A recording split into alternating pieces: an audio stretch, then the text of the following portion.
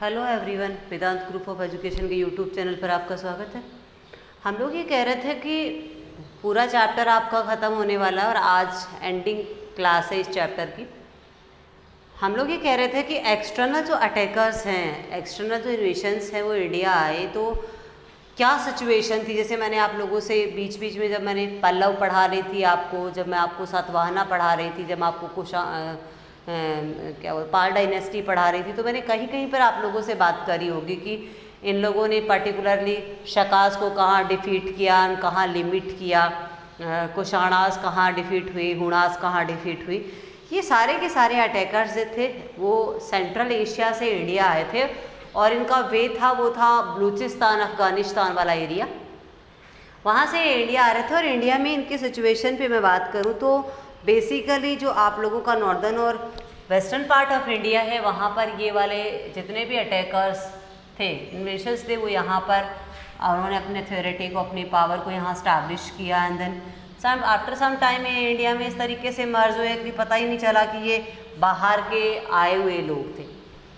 तो जैसे मैं बात कर रही हूँ कि ये आप लोगों का पाकिस्तान है और उसके बाद में ये अफ़गानिस्तान है, ये बलूचिस्तान वाला पार्ट है, और आपके सेंट्रल एशिया से अटैकर्स जो थे वो इंडिया आ रहे थे। और इसके काफ़ी सारे बेनिफिट्स भी थे तो कुछ प्रॉब्लम्स भी थी। हालांकि बेनिफिट तो था वो इंटरनेशनल मार्केट की वजह से था, क्योंकि trade and commercial activities fulfil हो रही थी। इससे इंडिया की प्रॉस्पेरिटी जो थी वो डिनोट हुई थी इस टाइम पीरियड पे। और प्रॉब्लम क्या हुई कि हमारे कल्चर में, हमारी सोसाइटी में वो लोग एक्चुअल में मर्ज नहीं हो पाए, और मर्जर नहीं हो पाने की वजह से क्या हो रहा था, काफ़ी सारे कॉन्फ्लिक्ट हो रहे थे, काफ़ी सारे क्राइसिस डेवलप हो रहे थे। तो ये प्रॉब्लम थी। बट अल्टीमेटली ये रहा कि ये लोग, कुछ लोग तो थे जो यहाँ पर डिफीट होकर या उनकी डेथ हो गई या वापस से अपने कंट्री वापस से गो बैक हो गए, पर कुछ लोग जो थे वो यहाँ पर रह गए। तो वो इंडिया में इस तरीके से मर्ज हो गए, जैसे हम लोगों ने कहा था कि मॉडर्न इंडिया में बाहर से आए थे, वैसे ये लोग भी बाहर से आए थे और आए और इंडियन सिचुएशन में इस तरीके से मर्ज हो गए कि पता ही नहीं चला कि ये लोग बाहर के हैं। और आज तो लगभग इंडियन जैसे ही हो गए हैं, ये इस टाइप का कल्चर हो गया। अब तो हम लोग इनको आइडेंटिफाइड ही नहीं कर पाते। पर हम लोग स्टार्टिंग इनिशियल स्टेज पे इनका क्या सीन था, क्या सिचुएशन थी, उस पर हम लोग बात करेंगे। तो देखिए, हम लोग बात कर रहे हैं कि ये सेंट्रल एशिया से इंडिया आए तो इन्होंने अफगानिस्तान बलूचिस्तान वाले एरिया को सबसे पहले उन्होंने इसको ऑक्यूपाई किया। अल्टीमेटली इंडिया में चूँकि ये सारा का सारा पार्ट जो है वो हिमालयन माउंटेनी रेंजेस पार्ट है, जैसे ये वाला जो मैं नॉर्दर्न पार्ट की बात कर रही हूँ, ये सारा हिमालयन जो माउंटेनी पार्ट है। और इस पार्ट में बहुत सारे पासेस हैं, बहुत सारे दर्रे हैं।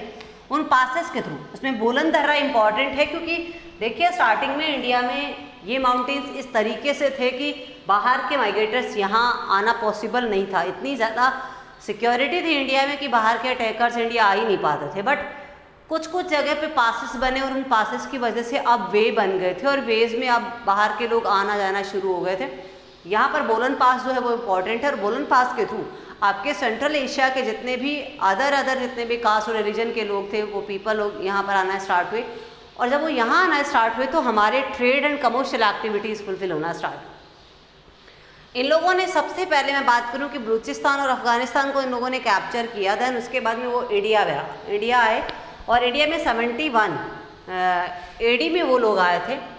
इस बात का हम लोगों को प्रूफ मिलता है, आपका रामायण महाभारत लिटरेचर जो है वो हम लोगों को इन्फॉर्मेशन प्रोवाइड करवाता है कि हमारे यहाँ पे बाहर के अटैकर्स, जिनको वो लोग मलेच्छ के नाम से कॉल कर रहे हैं, इंग्लिश नेम भी, इंग्लिश टर्मिनोलॉजी भी मलेच्ची है, ये लोग यहाँ पर आ रहे थे। और इन लोगों को स्टार्टिंग में तो यवनों के साथ हम लोगों ने रखा, सोसाइटी में एक तरीके का सेपरेशन रखा इन लोगों से। फिर धीरे धीरे करके ये हमारी सोसाइटी का पार्ट ऑफ सोसाइटी होते चले गए। तो ये 71 में इंडिया आना स्टार्ट हुई। इसके बाद में कालकाचार्य जो है, उनके लिटरेचर में हम लोगों को ये भी पता चलता है कि ये जो थे वो शकाज, स्टार्टिंग जो अटैक हुआ था वो शकाज का हुआ था। इनको शगकुल भी कहते हैं और इनको शक भी कहते हैं। ये इंडिया में आना स्टार्ट हुए थे। कुछ ये तो प्रोनाउंसिएशन की बात है कि उनके ये नेम थे, पर ये इंडिया में आकर यहाँ पर एस्टैब्लिश हो गए। और अल्टीमेटली सिचुएशन ये बनी कि इंडिया में जो इंडस वाला पार्ट है उसको इन्होंने विन किया, सौराष्ट्र के पार्ट को इन्होंने विन किया और यहाँ पर शकास पावर को स्टैब्लिश किया। हम लोगों को यहाँ के कॉइन्स के, यहाँ के एडिक्ट से इस बात की इन्फॉर्मेशन अवेलेबल होती है कि एक ब्रांच थी, शकास की एक ब्रांच थी, वो उत्तरापथ और मथुरा वाले एरिया को इन्होंने ऑक्यूपाई किया। और फिर धीरे धीरे करके इन्होंने अवंती है, सौराष्ट्र और महाराष्ट्र वाले एरिया को कैप्चर किया। मतलब हम लोग ये बात कर रहे हैं कि आपके गुजरात और महाराष्ट्र के पार्ट को इन लोगों ने विन कर लिया और अवंती MP वाले पार्ट को इन्होंने विन किया। इधर आप लोगों का इंडस का जो पार्ट था, इंडस के पार्ट को इन लोगों ने कैप्चर कर लिया। लगभग मैं ये बात कर लूँ कि आपका western part of India and some part of northern India, इसको इन्होंने कैप्चर कर लिया। स्टार्टिंग के हम इनिशियल रूलर्स की बात मैं करूँ तो ज़्यादा हम लोगों को अवेलेबल नहीं होते, पर तक्षशिला वाले पार्ट में शकाज के सबसे पहले जो रूलर हुए वो मावेज और एजेस थे। मावेज और एजेस के बाद में हम लोग ये बात करें कि तक्षशिला बिहार वाले पार्ट की बात करते हैं हम लोग। और यहाँ पर आपको पता, क्योंकि शकाज ने अपने रूल को पूरे होल इंडिया पे इस्टेब्लिश नहीं किया था, तो इस वजह से छोटी छोटी डायनेस्टीज ने क्या कर दिया, एक पर्टिकुलर एरिया तक लिमिट कर दिया। जैसे हम लोग बात करें कि शकाज को पल्लवों ने लिमिट किया, तक्षशिला के बाद उन लोगों को अगर अदर वाइडर एरिया को कैप्चर नहीं करने दिया।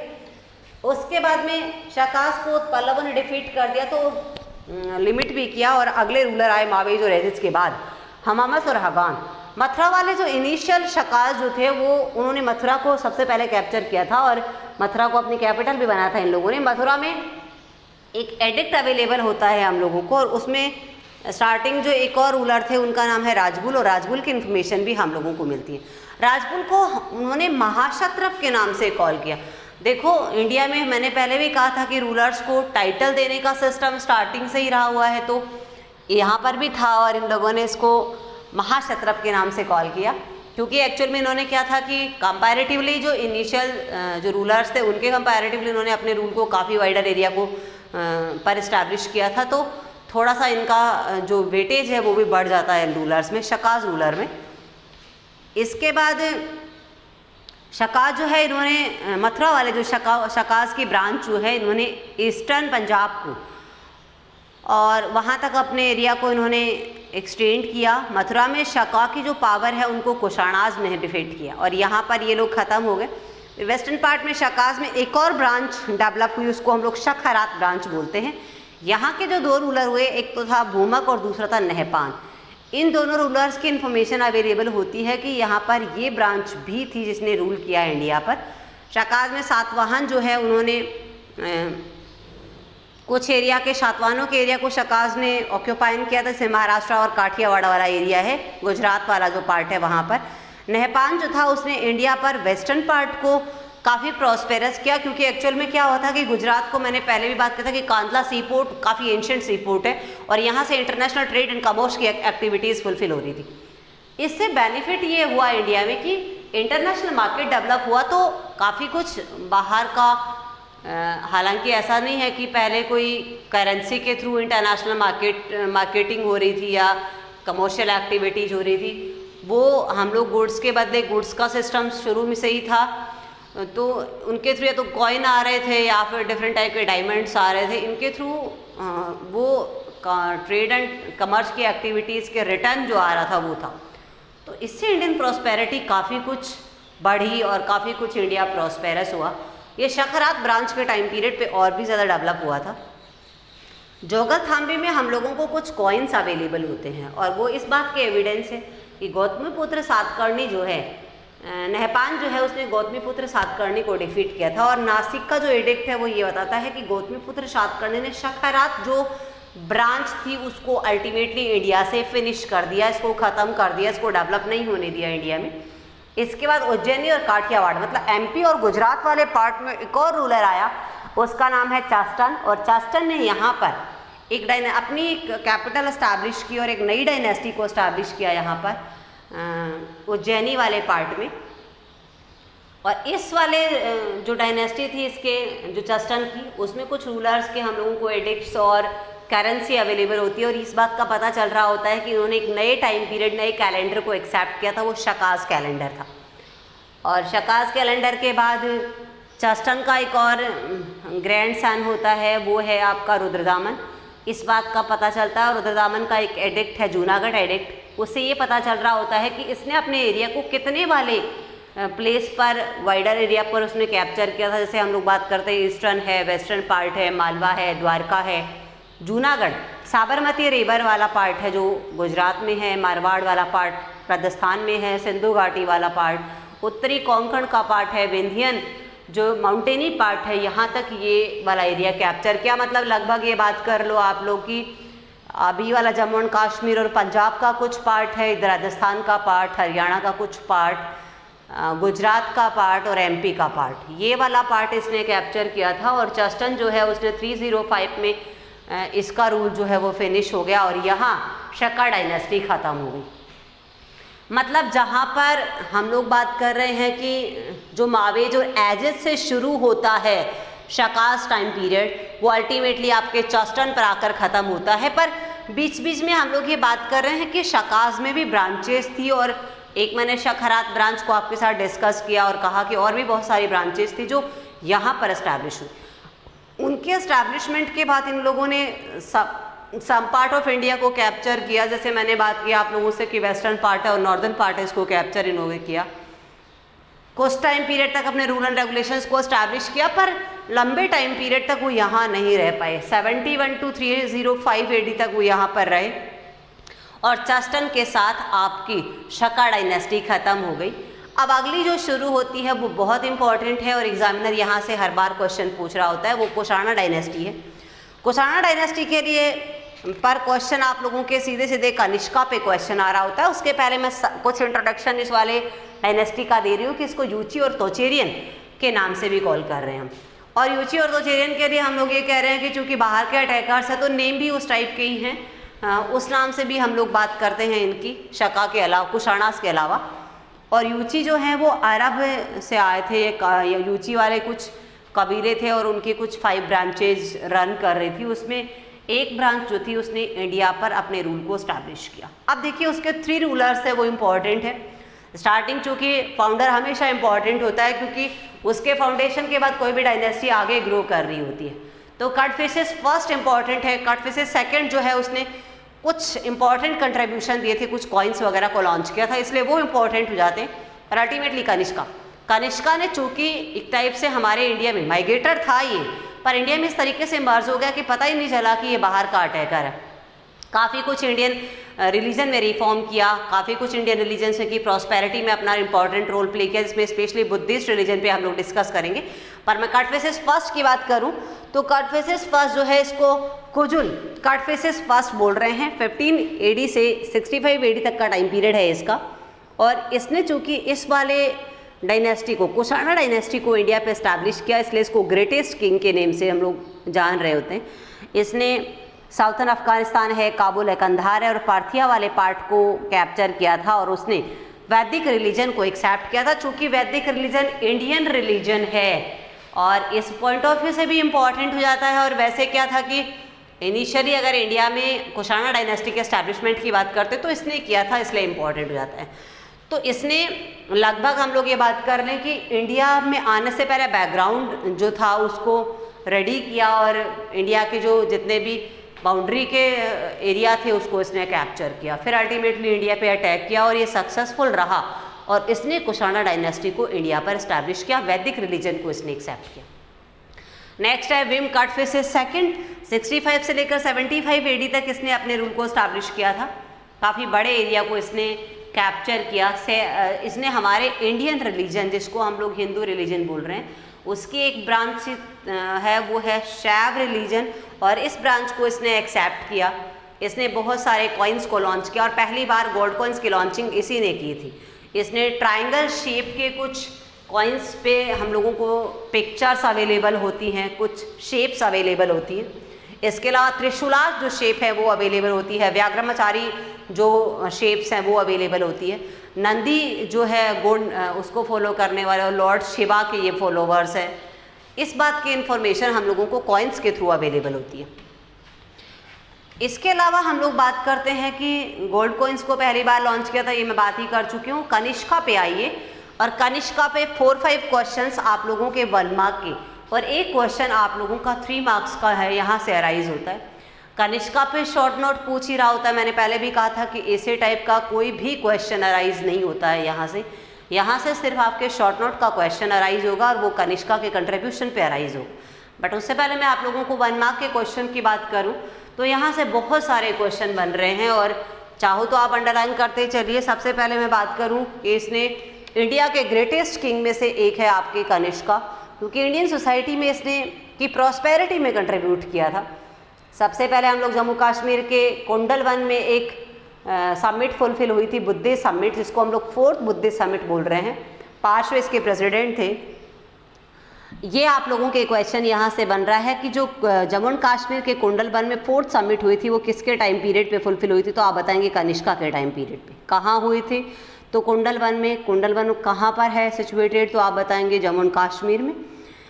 नेक्स्ट इसकी कैपिटल पे क्वेश्चन आ रहा होता है और इसकी कैपिटल है वो है पेशावर, जिसको हम लोग पुरुषपुर भी बोल रहे होते हैं। इसकी सेकंड कैपिटल मथुरा थी, जो आपके पेशावर आप लोगों का पाकिस्तान में आ रहा है, और मथुरा जो है वहाँ पर आपकी सेकंड कैपिटल। 78 में एक नया टाइम पीरियड लॉन्च किया उसने, उसको शकास टाइम पीरियड कह रहे हैं। 78 AD में यहाँ से क्वेश्चन अराइज होता है, इसको लोग शका टाइम पीरियड कह रहे हैं। कनिष्का ने एक सिटी जो है उसको स्टैब्लिश किया, उसको कनिष्कपुर सिटी के नेम से कॉल करते हैं। काशकर, यारकन, खोतान, इसको इसने विन किया। ये एक्चुअल में आप लोगों के अफगानिस्तान के कुछ पार्ट्स हैं, उसको इसने विन किया। महास्थान में हम लोगों को एक गोल्ड की स्कल्पचर अवेलेबल होती है कनिष्का की।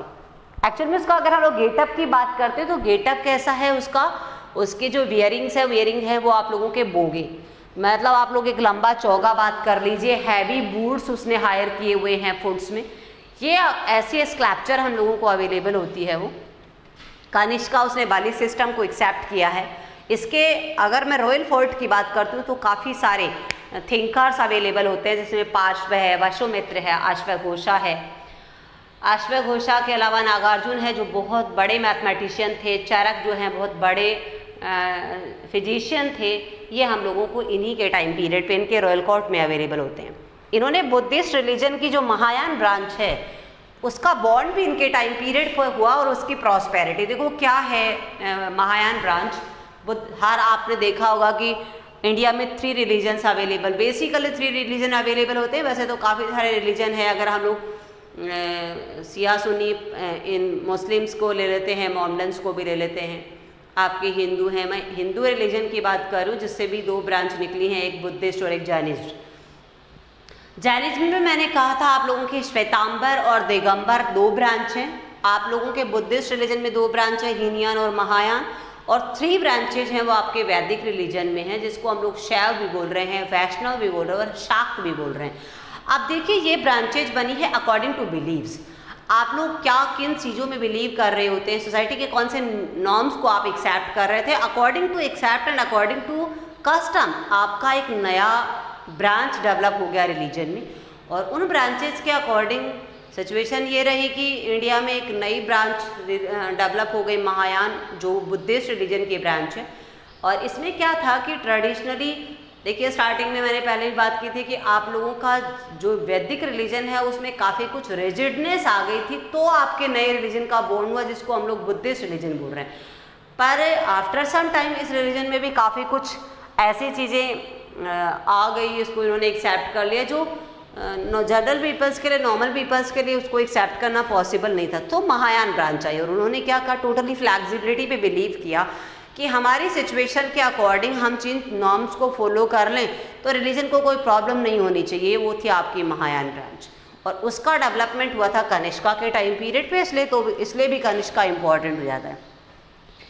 कुषाणा डायनेस्टी की बात करते तो 230 AD तक इसने रन किया इंडिया पे, और रोम के साथ हमारा इस टाइम इंटरनेशनल मार्केट था, मतलब ट्रेड एंड कमर्स की एक्टिविटीज़ रोम के साथ फुलफिल हो रही थी और बहुत प्रॉस्पेरिटी आई।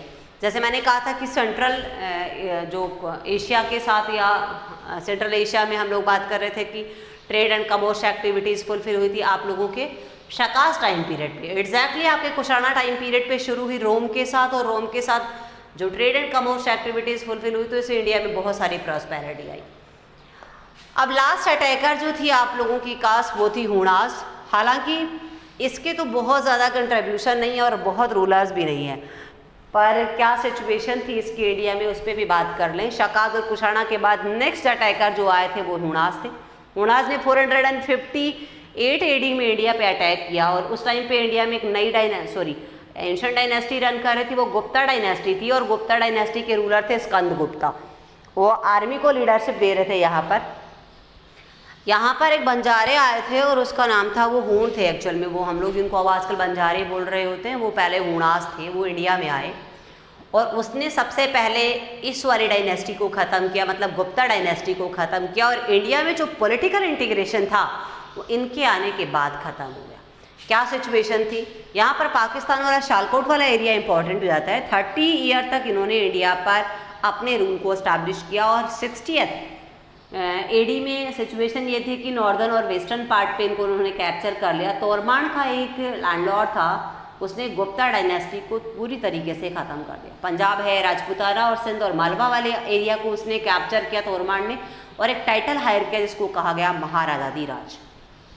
आफ्टर तोरमान पहला किंग आया हूणा डायनेस्टी का, वो था तोरमान। और तोरमान के बाद अगला जो इनका सन था, जो इसका सक्सेसर है, वो है मिहिरकुल।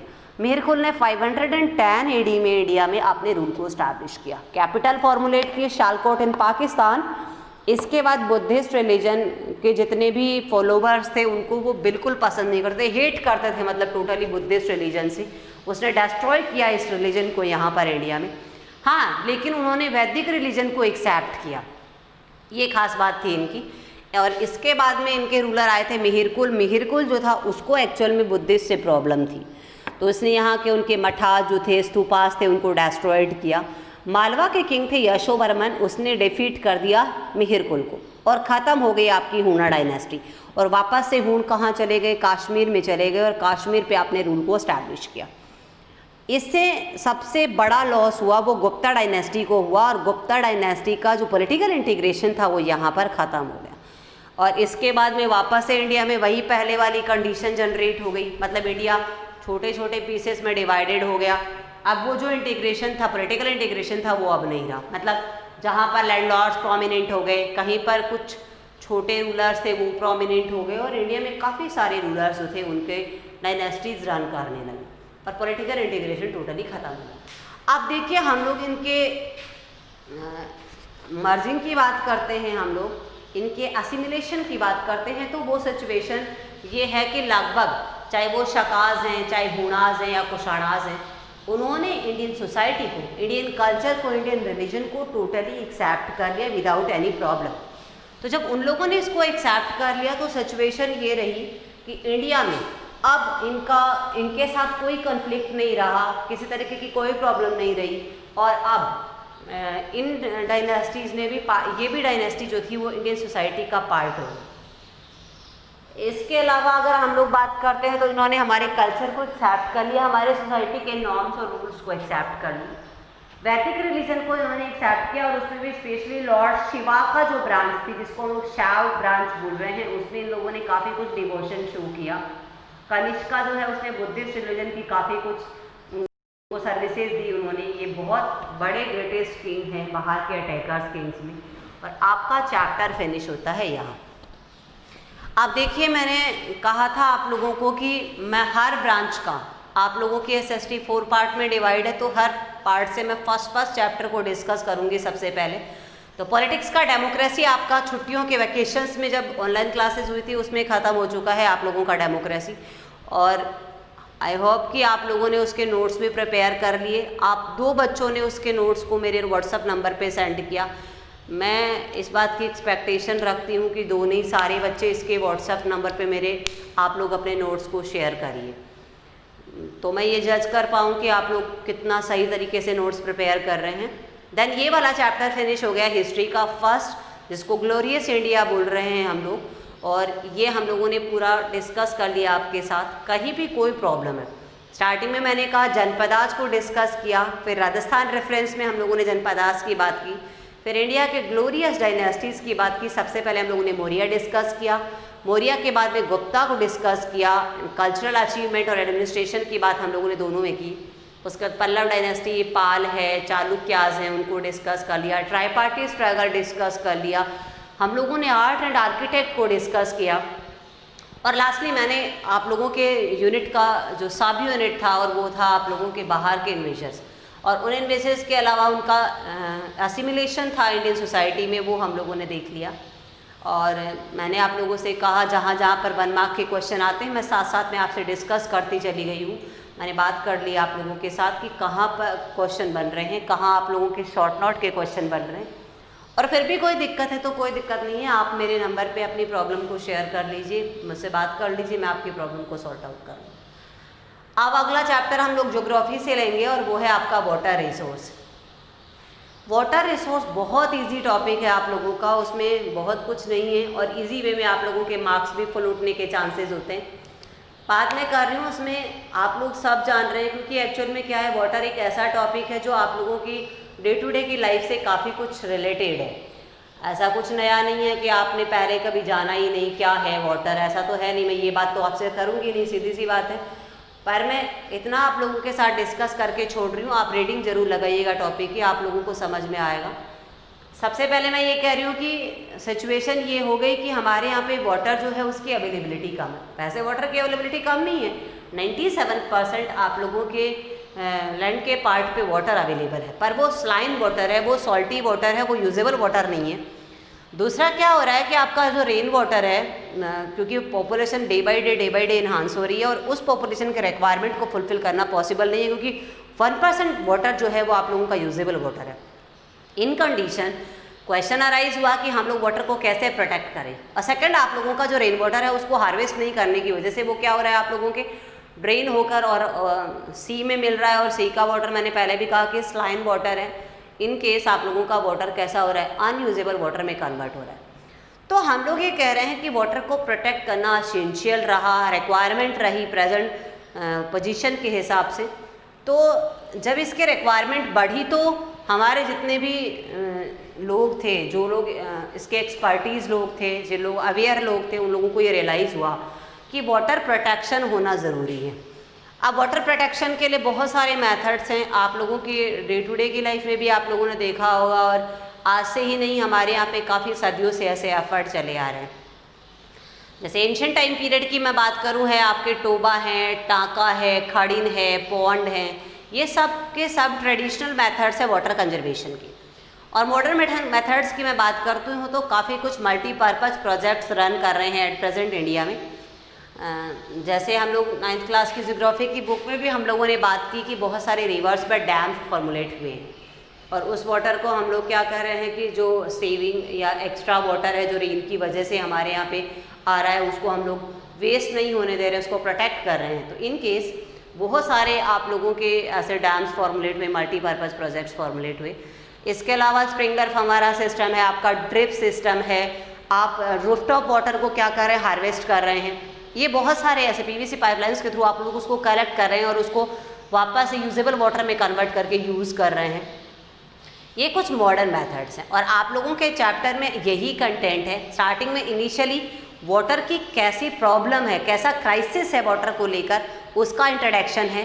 फिर हमारे कौन कौन से मल्टीपर्पज़, चाहे आप लोगों का सरदार सरोवर है, रिहंद है, आप लोगों का इंदिरा गांधी कैनाल है, माही बजाज सागर कैनाल है, माही बजाज सागर डैम है, ऐसे बहुत सारे मल्टीपर्पज़ प्रोजेक्ट्स को के नेम्स वहाँ पर डिस्कस किए गए हैं। एंड देन नेक्स्ट आप लोगों के मल्टीपर्पज़ प्रोजेक्ट्स को वाइडरली डिस्कस किया है। फिर चाहे मैंने बोला था कि आपका इंदिरा गांधी कैनाल है, उसको भी डिस्कस किया है, क्या सिचुएशन है, कितना फीडर है, कैसे उसमें कैनाल्स है, रूट कैनाल्स बनी हुई हैं, वो सब भी उस पर बात हुई है। और देन उसके बाद में क्या उसकी यूजेबिलिटी है इंडियन सिचुएशन में। दैन उसके बाद में आपका माही है, सोन कमला अम्बा है, ये राजस्थान रेफरेंस है, इंडिया में रिहंद है, आप लोगों का कावेरी डैम है, सरदार सरोवर डैम है। ये बहुत सारे डैम्स वगैरह मल्टीपर्पज़ प्रोजेक्ट को डिस्कस किया गया है। कौन से वाले पर्टिकुलर एथनिसिटी के लिए इम्पॉर्टेंट है, या कौन से वाली कास्ट के लिए, या कौन से वाले ट्राइबल्स के लिए उनका ज़्यादा रेलेवेंसी है। फिर उसके बाद में लास्टली आप लोगों के जितने भी मेथड्स हैं, वाटर कंजर्वेशन के मेथड्स हैं, चाहे वो मॉडर्न मेथड है या ट्रेडिशनल मेथड है, वो डिस्कस किए गए हैं। जैसे मैंने आप लोगों से कहा है कि राजस्थान में टोबा है, टांका है, जोहड़ है, खड़ीन है, ये ट्रेडिशनल मेथड्स को डिस्कस किया था। उसके बाद मॉडर्न मेथड्स को डिस्कस किया है, जिसमें आपके पीवीसी पाइपलाइंस के थ्रू वाटर हार्वेस्टिंग है, आपके ड्रिप सिस्टम है, स्प्रिंकलर फव्वारा सिस्टम है। इन सब को आपके इस चैप्टर में डिस्कस किया। यही पॉइंट्स हैं जो मैंने आपके साथ बात की है। अब आप लोगों को इनका जो डिटेल है वो बुक में एक बार रीड करना है, और फिर भी कहीं भी कोई प्रॉब्लम आती है तो मैं जब चैप्टर पढ़ा रही हूँ तो डिस्कस करूँगी, और नहीं समझ में आएगा तो मैं वापस बातचीत करूँगी आपके साथ। पर आप लोग एक बार रीड जरूर कीजिए, क्योंकि रीड करने से आप लोगों को चैप्टर ईजी वे में समझ में आता है। आज की क्लास में इतना ही कंटेंट लूँगी। हालांकि वाटर रिसोर्स का कंटेंट शुरू करती हूँ तो 2 नए टॉपिक शुरू जाते हैं। हिस्ट्री से बिल्कुल प्रेजेंट कंडीशन में आना थोड़ा सा स्टूडेंट्स के लिए डिफ़िकल्ट हो जाता है, इसलिए नया कंटेंट शुरू नहीं करूँगी। आज का हिस्ट्री का कंटेंट है और हिस्ट्री के कंटेंट तक ही ख़त्म कर रही हूँ। अगली क्लास में हम लोग वाटर रिसोर्स पे बात करेंगे, तो आप पढ़ेंगे ऐसी मैं होप रखती हूँ। और आप लोग इसके नोट्स को प्रिपेयर करेंगे चैप्टर फर्स्ट के, और नोट्स प्रिपेयर करके आप लोग मेरे व्हाट्सएप नंबर पे उसको सेंड करेंगे।